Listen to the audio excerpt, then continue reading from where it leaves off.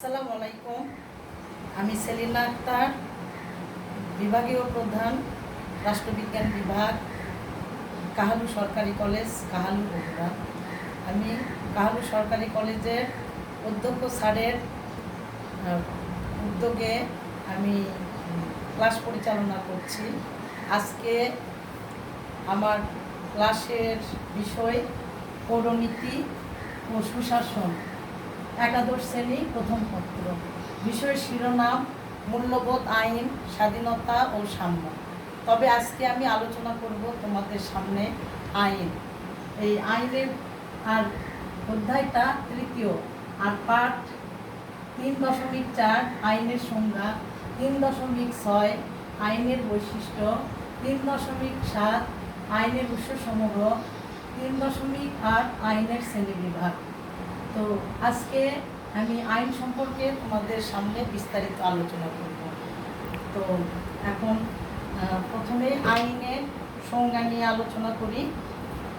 আইনের ইংরেজি প্রতিশব্দ ল, আর এটা আইনটা ফার্সি শব্দ। আর আইনের ইংরেজি প্রতিশব্দ ল, আর এটা টিউটনিক ল্যাক শব্দ থেকে এসেছে।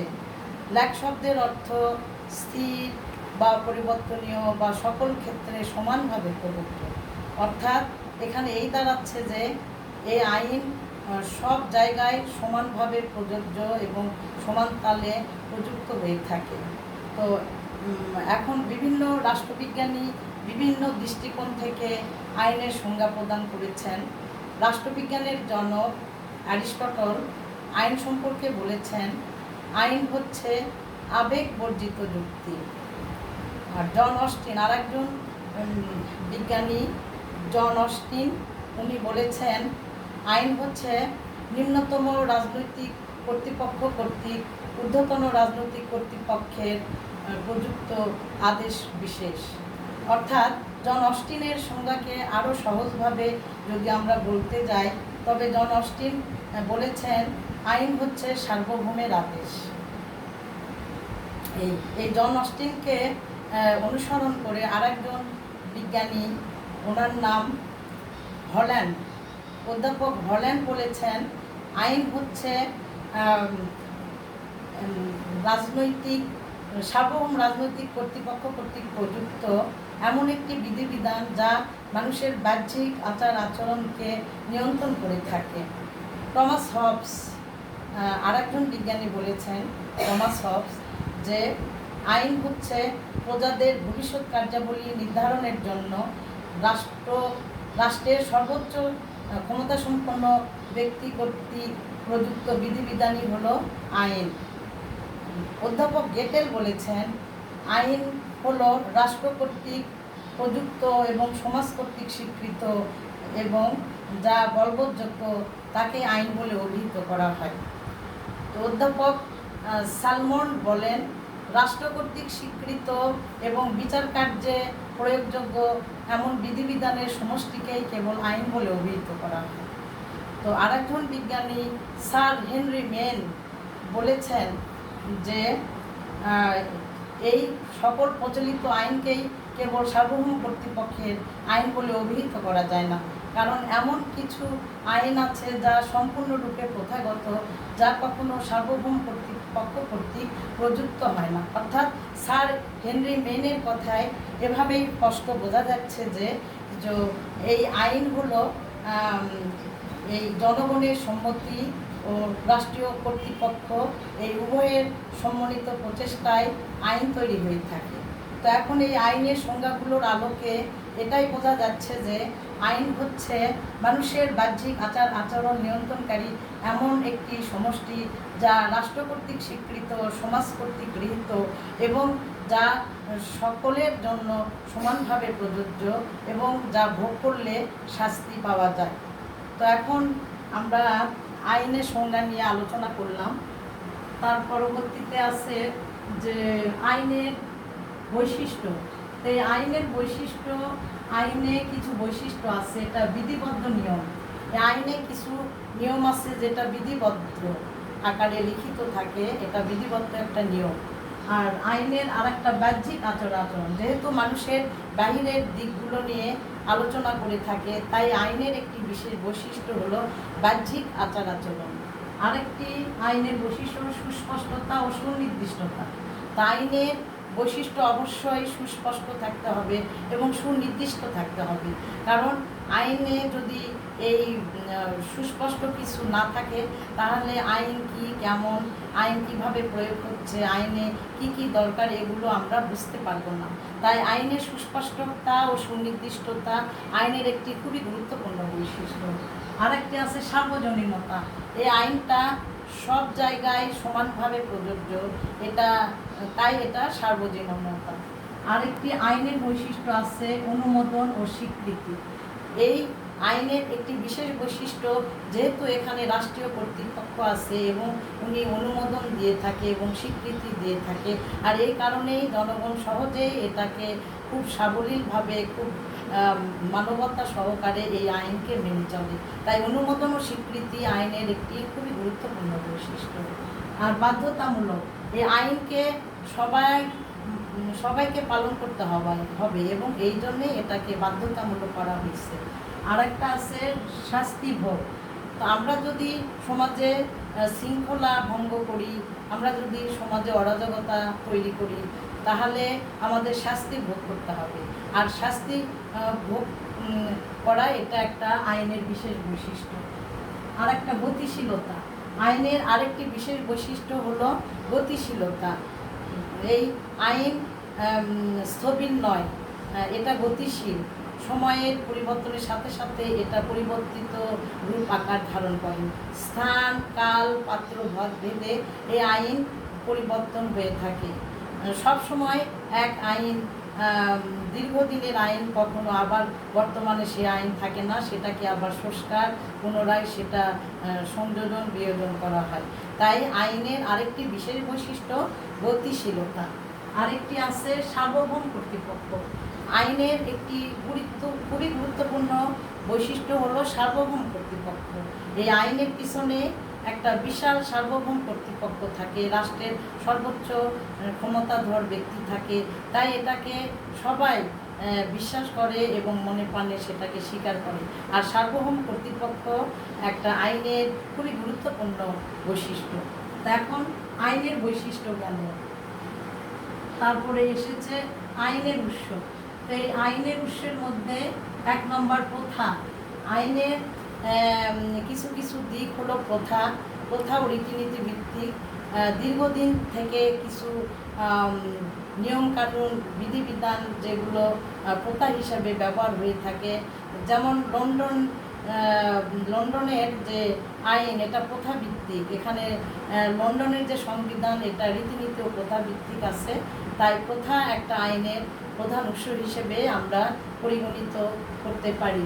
আর আছে ধর্ম আইনের একটি গুরুত্বপূর্ণ উৎস। এই ধর্মকে অনেকে আইনে পরিণত করত। ধর্মীয় প্রতিষ্ঠানে অনেক সময় যেগুলো রীতিনীতি, নিয়মকানুন মেনে চলা হয়, সেগুলোকে পরবর্তীতে আইনে রূপান্তরিত করা হয়। বিচারালয়ের সিদ্ধান্ত। তো অনেক সময় দেখা যায় যে কোনো আইন সঠিকভাবে প্রয়োগ হচ্ছে না বা জনগণ সেটাকে স্বাভাবিকভাবে মেনে নিচ্ছে না, তখন বিচারকরা নিজস্ব বুদ্ধি বিবেকের দ্বারা সেগুলোকে আইনসভায় উত্থাপন করে, পরবর্তীতে সেগুলো আইনে পরিণত হয়। তো তারপরে দেখা যাচ্ছে ন্যায় বিচার। যখন কোনো সমাজে অন্যায় অপরাধ দেখা দেয়, তখন বিচারকরা নিজস্ব বুদ্ধি বিবেক খাটিয়ে সমাজে ন্যায় বিচার প্রতিষ্ঠা করার জন্য আপ্রাণ চেষ্টা করে। তো ন্যায় বিচার আইনের একটি খুবই গুরুত্বপূর্ণ বৈশিষ্ট্য। বিজ্ঞানসম্মত আলোচনা। তো এই আইনের একটি বিরাট উৎস হলো বিজ্ঞানসম্মত আলোচনা। এখানে বিচারকদের নিজস্ব বিবেক বুদ্ধি নিয়ে এই বিজ্ঞানসম্মত আলোচনা আলোচিত হয়ে থাকে। আইনসভা। তো আইনসভায় হলো আইনের একটি বিরাট উৎস। আইনসভাতে যে কথাগুলো আলোচিত হয়, সেগুলো পরবর্তীতে আইনে পরিণত হয়। জনমত। আগে বলি, এটা জনমত কি? জনমত হলো অধিকাংশ জনগণের মতামতকেই জনমত বলা হয়। যেহেতু আইনসভা জনগণের প্রতিনিধি নিয়ে গঠিত, তাই জনমতকে অবশ্যই প্রাধান্য দিতে হবে। জনমতের বাইরে কোনো সিদ্ধান্ত, কোনো আইনে পরিণত করা যাবে না। জনগণের সিদ্ধান্ত নিয়ে জনগণ যেখানে মত পেষণ করবে, এই মতামতের ভিত্তিতেই আইনসভাতে সেটা উত্থাপিত হবে, পরবর্তীতে সেটা আইনে পরিণত হবে। তো আইনের একটি গুরুত্বপূর্ণ উৎস হলো জনমত। সংবিধান, তো এই সংবিধান আইনের একটি বিরাট বৈশিষ্ট্য। কোনো দেশের সংবিধান লিখিত থাকে, আবার কোনো দেশের সংবিধান অলিখিত থাকে। তো এই সংবিধান, লিখিত সংবিধান যেমন মার্কিন যুক্তরাষ্ট্রের সংবিধান, এই সংবিধানে যদি কোনো অপ্রাসঙ্গিক অনেক মানে যেটা কালের বিবর্তনে, যেটা এখন বর্তমানে যে আইন দরকার, সে আইন পরিবর্তন করে অন্য কোনো আইন সেখানে সংযোজন বিয়োজন ঘটানো হয়। এই সংবিধান হলো আইনের একটি গুরুত্বপূর্ণ উৎস। নির্বাহী ঘোষণা ও ডিক্রি, তো এই এখন আধুনিক কল্যাণমূলক রাষ্ট্রে আইনসভার কাজের গতি খুব বেড়ে গেছে, খুব চাপ বেড়ে গেছে, তাই কিছু কিছু ক্ষমতা নির্বাহী বিভাগকে দেওয়া হয়েছে। আর এই নির্বাহী বিভাগ পর্যায়ক্রমে তার নির্বাহী ঘোষণা ও ডিক্রি আলোচনা করে। এই নির্বাহী ঘোষণা ডিক্রি প্রথমত সাধারণত অধ্যাদেশ হিসেবে পরিণত হয়, পরবর্তীতে সেটা আইনে রূপান্তরিত হয়। তারপর বৈদেশিক চুক্তি, এই বৈদেশিক চুক্তিও আইনের একটি বিশেষ বৈশিষ্ট্য। বিভিন্ন রাষ্ট্র বিভিন্ন দেশের সঙ্গে বৈদেশিক চুক্তি সম্পাদন করে। যেমন মার্কিন যুক্তরাষ্ট্রে বৈদেশিক চুক্তি করা হয়, এটা সিনেটের অনুমোদন সাপেক্ষে। তো সিনেট যদি অনুমোদন দেয় তবে সেটা আইনসভায় উত্থাপিত হয়, এবং আইনসভায় উত্থাপিত হওয়ার পরে সেটা আইনে রূপান্তরিত হয়। বিন্যস্তকরণ, তো এই বিন্যস্তকরণ এমন একটা পদ্ধতি যেখানে আইনের যদি কোনো কুটিলতা থাকে, জটিলতা থাকে, বা আইন এখন পূর্বে যে আইন ছিল বর্তমানে এখন সে আইন অপ্রযোজ্য বা মানুষের জন্য সেটা কল্যাণকর হচ্ছে না, তখন সেটাকে সংযোজন বিয়োজন এবং সঠিকভাবে তুলে ধরাই হলো সুবিন্যস্তকরণ। এই সুবিন্যস্তকরণ হলো আইনের একটি খুবই গুরুত্বপূর্ণ একটা উৎস। আন্তর্জাতিক আইন, পৃথিবীতে কোনো রাষ্ট্রই একাই স্বয়ংসম্পন্ন নয়, কোনো না কোনোভাবে সে দুর্বল থাকে। তাই এই পৃথিবীতে প্রত্যেক রাষ্ট্রের সাথে সম্পর্ক, সৌহার্দ্য, সম্প্রীতি প্রতিষ্ঠিত করছে। এই আন্তর্জাতিক আইন অনেক সময় আইনে রূপান্তরিত হয়। আইনের একটি খুবই গুরুত্বপূর্ণ উৎস হলো আন্তর্জাতিক আইন। এখন আমি আলোচনা করলাম কি আইনের সংজ্ঞা, আর আইনের বৈশিষ্ট্য, আর আইনের উৎস। এখন পরিশেষে আমি আইনের শ্রেণীবিভাগ নিয়ে তোমাদের সামনে আলোচনা করতে চাই। তো এখন আমি এখানে আইন লিখছি। আইন, হ্যাঁ, যেটাকে আমরা একটা বিধিবিধান, নিয়ম বলে অভিহিত করতে পারি। তা আইন এটা কি শব্দ? ফার্সি শব্দ। আর আইনের ইংরেজি কি? ল। হ্যাঁ, এটা টিউটনিক ল্যাক শব্দ থেকে এসেছে। আর ল্যাক শব্দের অর্থ স্থির বা পরিবর্তনীয় বা সকল ক্ষেত্রে সমভাবে প্রযোজ্য। তো এখন আইন, হ্যাঁ, এই আইনকে আমরা কয় ভাগে ভাগ করব? আইনকে প্রথমে আমরা 2 ভাগে ভাগ করব। হ্যাঁ, 2 ভাগে ভাগ করব। এখন এটা হলো জাতীয় আইন আর একটা আন্তর্জাতিক আইন। আন্তর্জাতিক আইন আমি সংক্ষেপে লিখছি, এই পাঠটা পড়লে তোমরা বুঝতে পারবা বইয়ে যে এখানে জাতীয় আইন আর আন্তর্জাতিক আইন। তাহলে আইন প্রথমে কয় প্রকার? 2 প্রকার, একটা জাতীয় আইন আর একটা আন্তর্জাতিক আইন। আর জাতীয় আইনকে আমরা 2 ভাগে ভাগ করতে পারি। একটা কি? সরকারি আইন, আর একটা বেসরকারি আইন। সরকারি আইন আর বেসরকারি আইন, হ্যাঁ। আর এই সরকারি আইনকে আবার আমি 3 ভাগে ভাগ করতে পারি। এটা কি? সাংবিধানিক আইন, আর আরেকটা প্রশাসনিক আইন,